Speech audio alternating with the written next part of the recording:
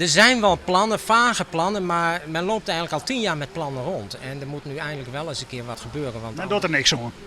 nou ja, aan de buitenkant lijkt het alsof niks gebeurt. Misschien gebeurt intern wel wat, maar het is een zorgpunt. Smellingenlaan maar dus aan de bak, zei het zwembad KNZB. Van behoud van een 50 meter bad van Drachten en Friesland. Het bad in Dracht is een leuk bad, maar het voldoet niet meer aan alle eisen. En dat weet iedereen eigenlijk ook wel. Dat weten ze ook in Smellingenlaan? Ja, dat weten ze in Smellingenland ook wel. In ieder geval zijn er geen vage plannen meer, zoals de heer Waterland suggereert.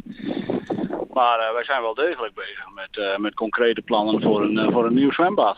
Wij zetten niet in op renovatie. Nee, wij zetten echt in op een nieuw zwembad. En in 2020 is dit zwembad gewoon afgeschreven. Voor de eind van het jaar moet er duidelijkheid wezen. Ook financieel, zei Van der Horst.